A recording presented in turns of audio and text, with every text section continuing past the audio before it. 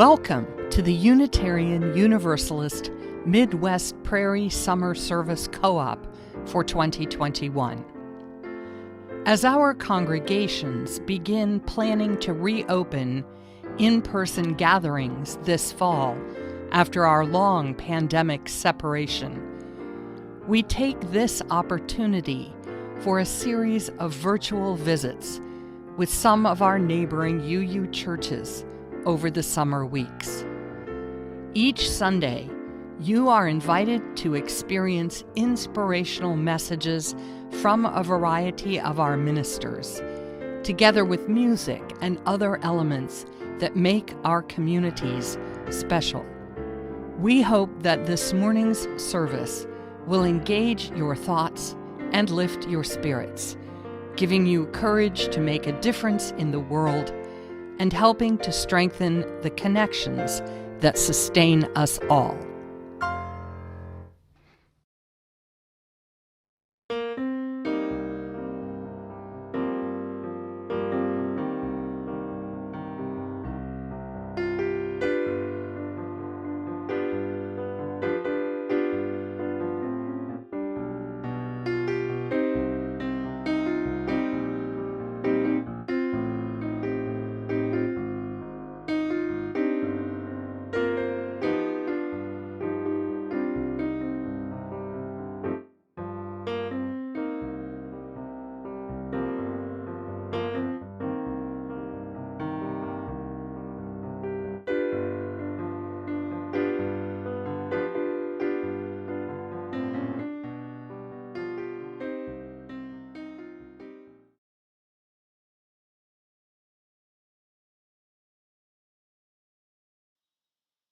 Good morning.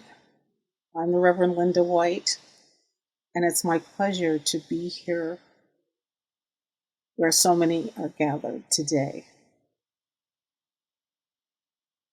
Today's opening words are by J.E. Abernathy Jr. Love is our greatest purpose.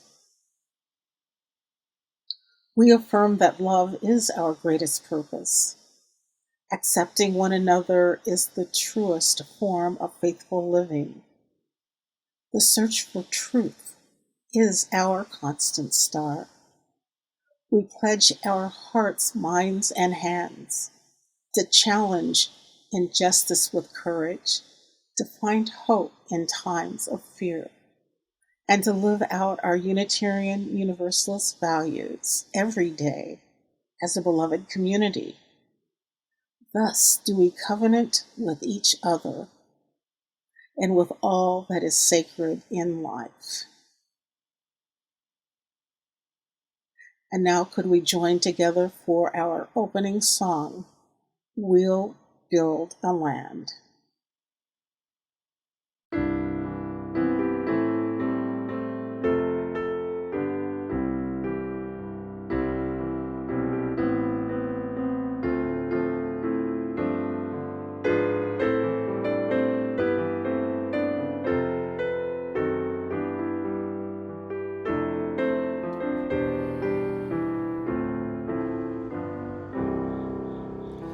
We'll build a land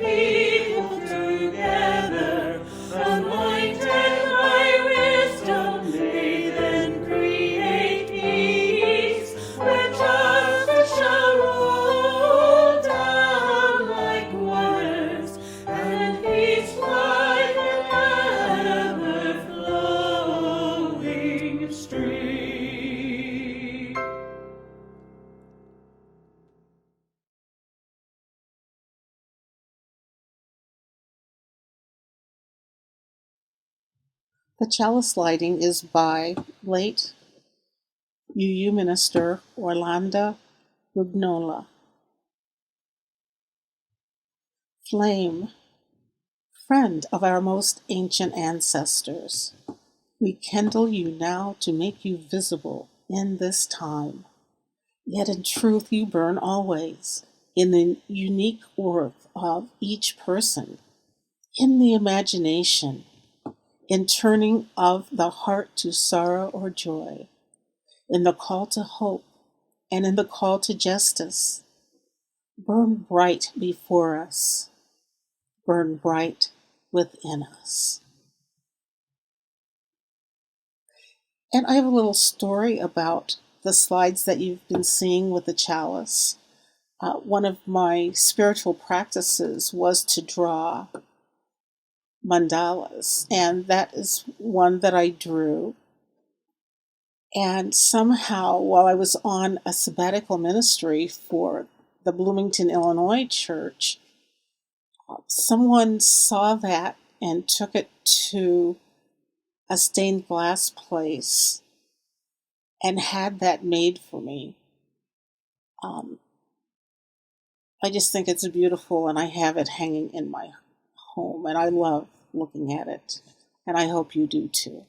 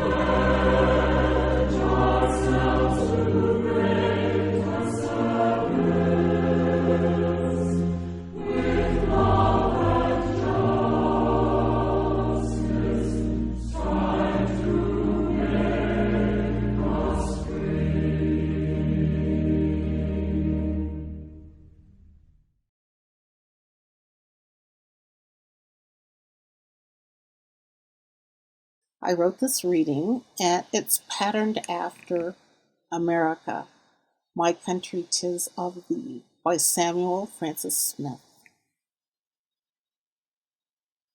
This country 'tis of we, those seeking liberty, of we and thee, let us sing. Land where thousands have needlessly died, land that strives to regain its pride. Bring us together, not side versus side, let justice reign and freedom ring. Original peoples, we steal from thee. Let us all more noble be in the spirit of care and love. Heed water protectors' prophetic will. Speak for creatures whose cries, two-legged voices still. Restore Mother Earth's crumbling hills. Vanquish the demonizing and virulent ills with science and peace of the dove. Know that Black lives matter, please. Must we be brought to our knees? Let us live freedom's song. It is time for all folk to be woke. The world is watching this stroke of decency that shall provoke compassion against travesties perpetuated too long. People of many cultures we, let all lifestyles, genders, ability, of we and thee, let us sing. Let the chorale of wisdom be our delight. Let us declare wrong from right. Let truth lead us into light. With one resounding voice, we pray, let freedom ring.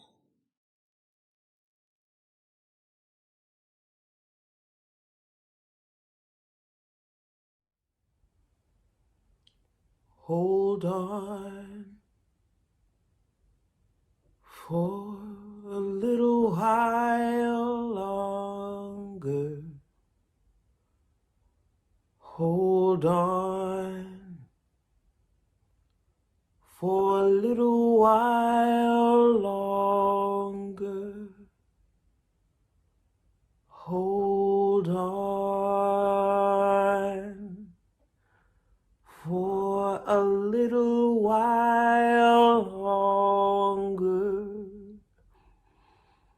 Everything will be alright.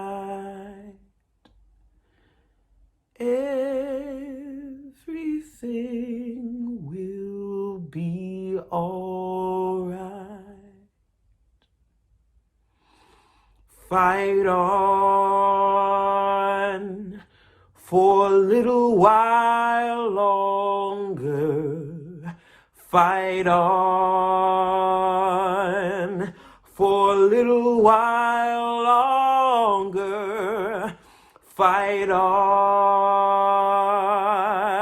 for a little while longer. Everything will be alright. Everything will be alright. March on for a little while longer. March on for a little while longer. March on for a little while longer. Everything will be alright. Everything will be alright. Sing on for a little while longer. Sing on for a little while longer. Sing on for a little while longer. Everything will be alright. Everything will be alright. Everything will be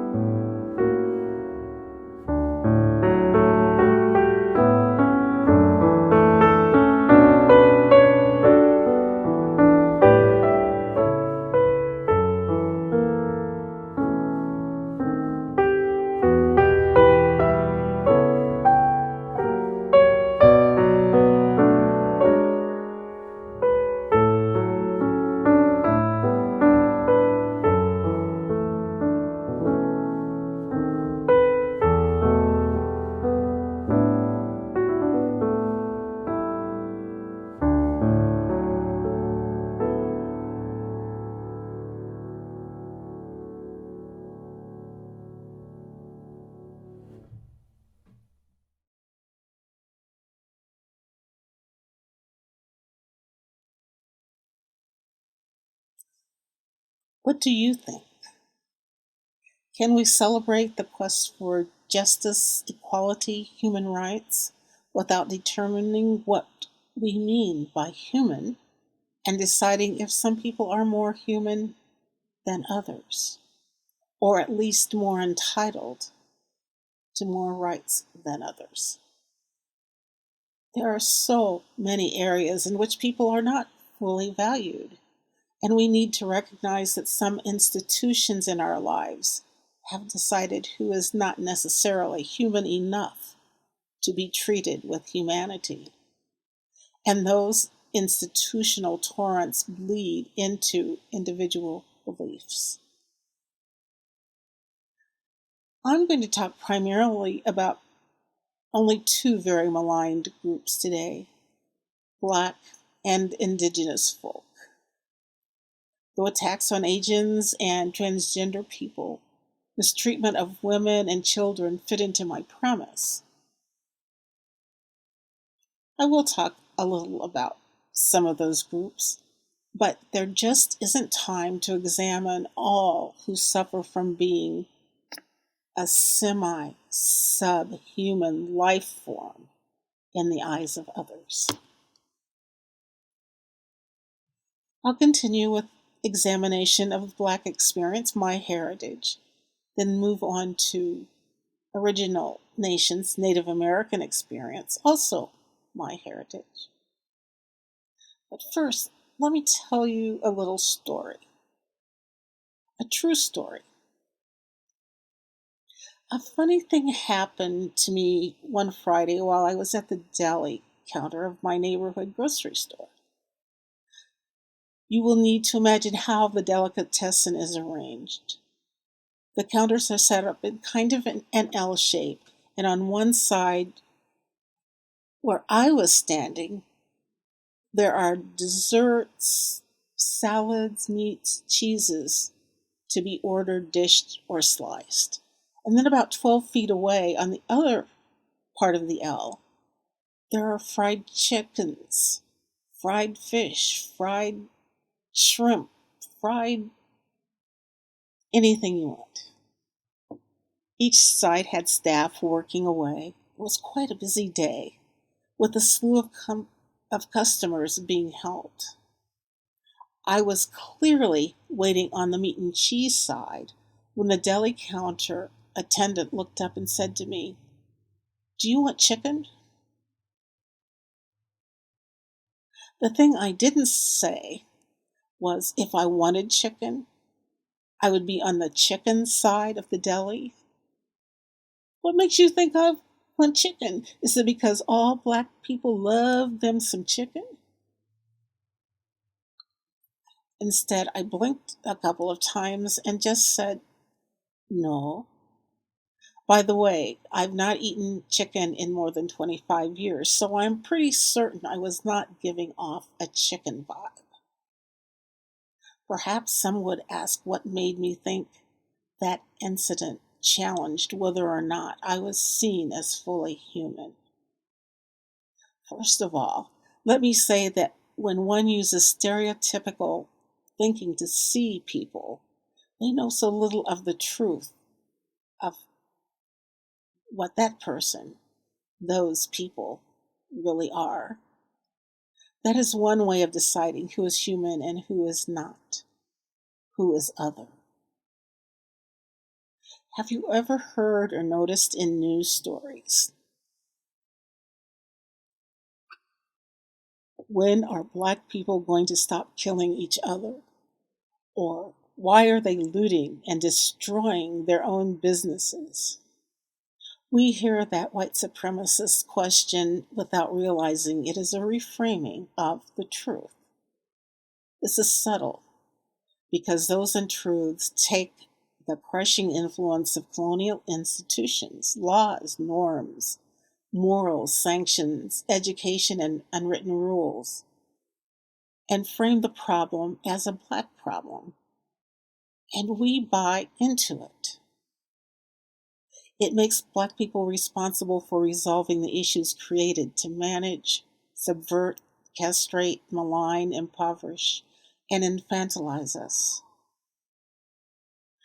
What if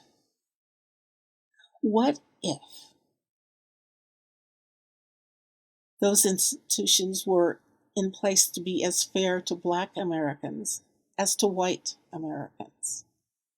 Access to good education, good health care, fair housing, equality under the law, voting rights, banking, jobs, and positive self-image. Do you think that African Americans would still be, quote unquote, killing each other, or quote unquote, committing Black on Black crime? Here are some of the games played in the humanity lottery. When we say we don't want minorities in our neighborhoods, we don't believe in their human rights or their humanity. People justify blocking certain kinds of social projects from their neighborhoods because they don't want property values to go down. And why do property values go down?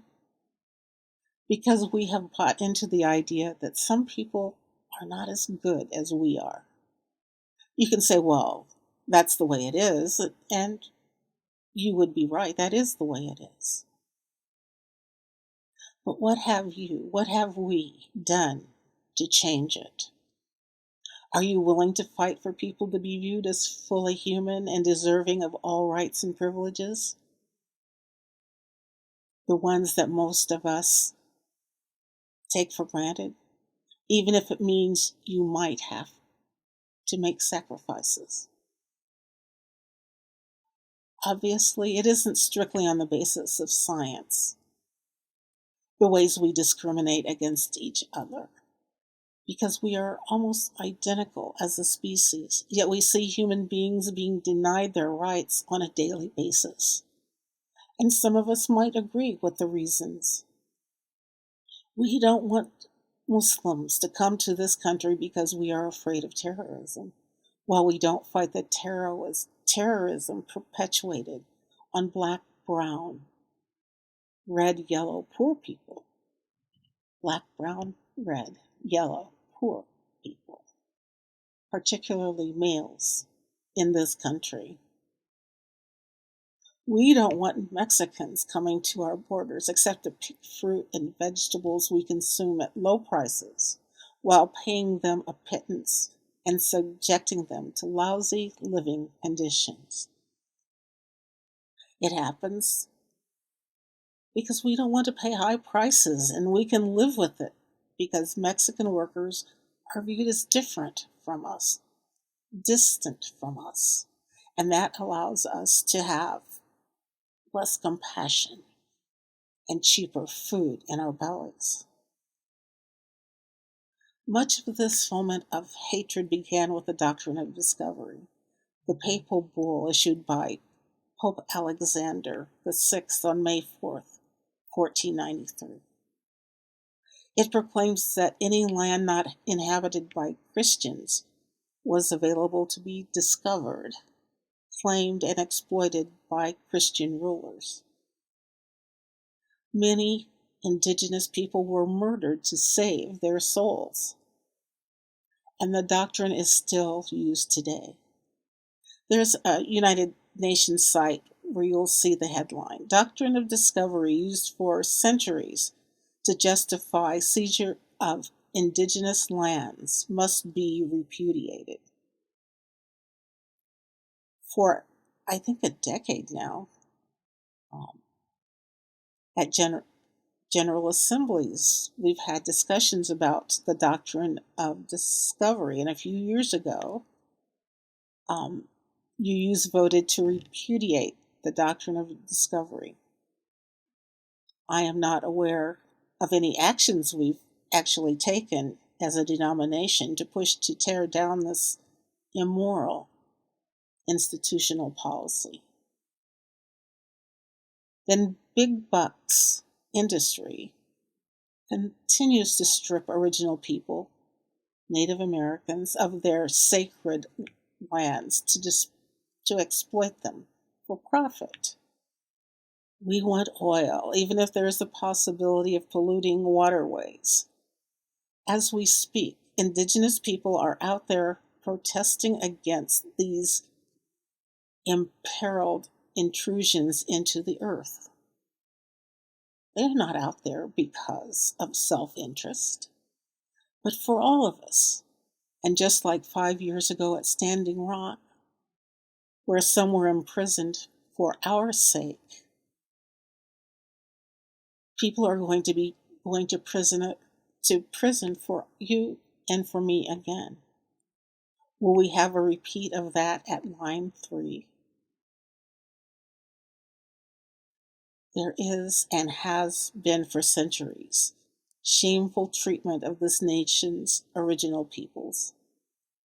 Many of you have read Roxanne Dunbar Ortiz's shattering book, An Indigenous Peoples' History of the United States. I'm going to read you 3 quick quotes about genocide from that book. First, U.S. history, as well as inherited indigenous trauma, cannot be understood without dealing with the genocide that the United States committed against indigenous peoples. From the colonial period through the founding of the United States and continuing in the 21st century, this has entailed torture, terror, sexual abuse, massacres, systemic military occupations, removals of indigenous peoples from their ancestral territories, and removals of indigenous children to military-like boarding schools. And next, an example from 1873 is typical, with General William T. Sherman writing, "We must act with vindictive earnestness against the Sioux, even to their extermination, men, women, and children." And then, finally, in January 1891, L. Frank Baum, famous for writing The Wonderful Wizard of Oz, wrote, "The pioneer has before declared that our only safety depends upon the total extermination of the Indians. Having wronged them for centuries, we had better, in order to protect our civilization, follow it up by one more wrong and wipe these untamed and untamable creatures from the face of the earth." Really? Really? You exterminate roaches, not people. You tame wild animals, not human beings. At least slaves were valued as 3/5 of a human being, worth something, an investment. But original peoples were meant to be wiped off the face of the earth, actually from their own land. I would say, excuse me, I would say that if there is someone that we don't want to give basic, full rights to live, rights to life, liberty, and equality, and equally as important, the pursuit of happiness, then we don't see people as human as we see ourselves. As women, we are often more likely to believe that men are more capable, make better decisions, and need to have their egos assuaged at our expense. Because of the Me Too movement, more and more of us are able to come forward and claim our right to be free from torture and degrading treatment. I don't know if you agree that having to fend off your boss is a kind of torture, but I think we can mostly agree that if you are afraid to lose your job if you don't let your boss, mostly a man, most likely a man, touch you or keep you from rising in your company, you have been living in a kind of torment that robs you of self-confidence or higher salary for your family, or even your good health because of stress and worry. And it is quite intentional that we have been marginalized and kept down. Sometimes we see ourselves as part of the problem. Women have been viewed as less than for far too long. We are fully human, and we deserve the full rights of respect, trust, and happiness. Expecting that from the men in our lives does not diminish them. In fact, it gives them a partner that can take some of the stress and worry off their shoulders. If the most important trait known about a person is that they are gay, lesbian, transgender, or bisexual, then we are probably not willing for them to have full human rights. When we say that true marriage is only between a man and a woman, we are saying that some people don't deserve to be treated as human. Now, the word love, by some accounts, is used 131 times in the Hebrew Scriptures and 179 times in the New Testament.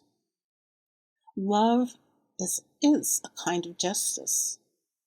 But I don't think saying love the sinner, hate the sin is as gracious as some of us believe it is. Who else do we say that about? Nobody. And we all have sin in our lives. Besides, saying that someone exercising their sexual preference and lifestyle choices is sinful means we are rejecting them as a full human being. Remember when Rodney King said, "Can't we all just get along?" Or when the Beatles sang, "All we need is love." And remember Mark 12:31, "Love your neighbor as yourself. There is no greater commandment." Each day of our lives, we must live and act in ways that celebrate the fullness of what it means to be human. If we are to accept fully all people as part of this world's creation, we must examine our hearts and strengthen our minds to be accepting of each human being. We must be intentional in our words and actions. We must know that love can be peace, fairness, and compassion with a little justice thrown in for good measure. May it be so.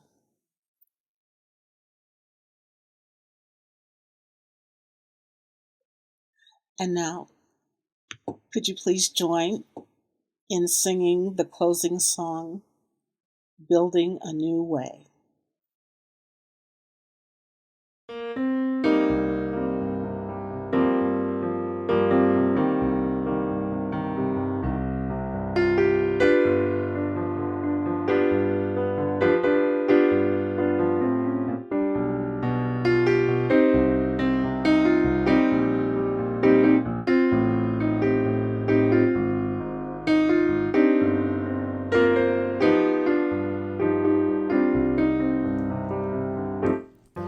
We are building a new way. We are building a new way. We are building a new way, feeling stronger every day. We are building a new way. We are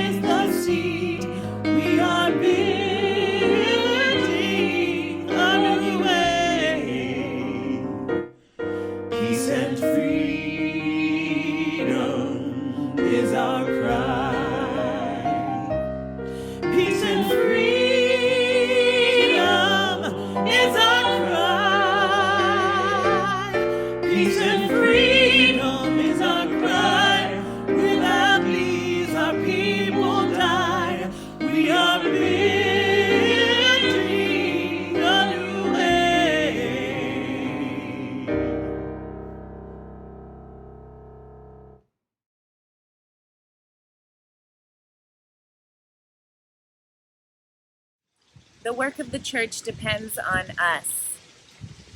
In the context of global and national strife, SMUUCh can create and foster space for connection and healing. We invite you to give generously to support the ongoing work of the Church. The offering will now be given and received in grateful appreciation of our shared values.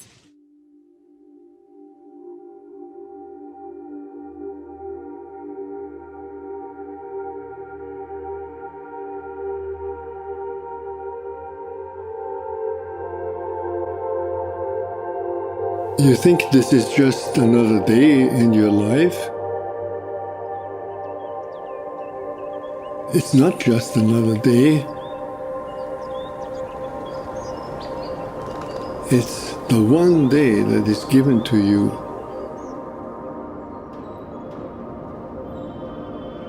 Today. It's a gift. It's the only gift that you have right now. And the only appropriate response is gratefulness.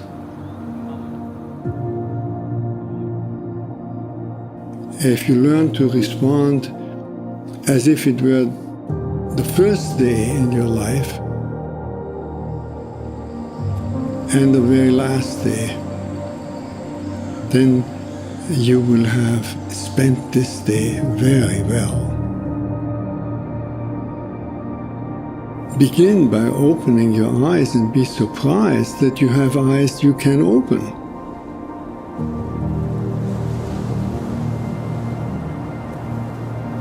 That incredible array of colors that is constantly offered to us for pure enjoyment.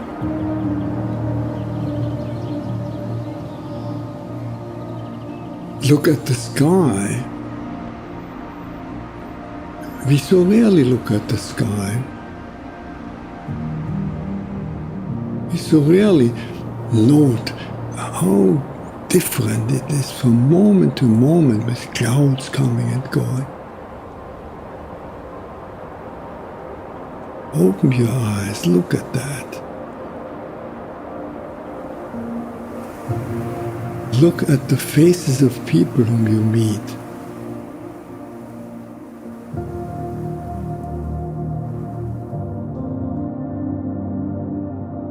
Each one has an incredible story behind their face.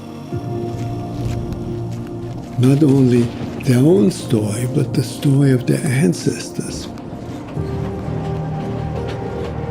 All that life from generations and from so many places all over the world flows together and meets you here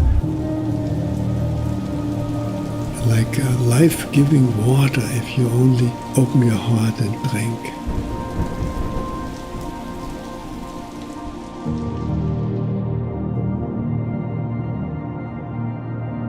Open your heart to the incredible gifts that civilization gives to us. You flip a switch and there is electric light. Turn a faucet and there is warm water and cold water and drinkable water. A gift that millions and millions in the world will never experience. And so I wish you that you will open your heart to all these blessings and let them flow through you. That everyone whom you will meet on this day will be blessed by you, just by your presence.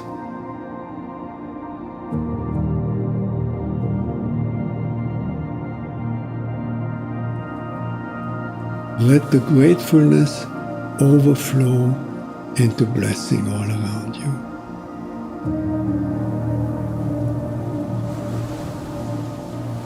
And then it will really be a good day.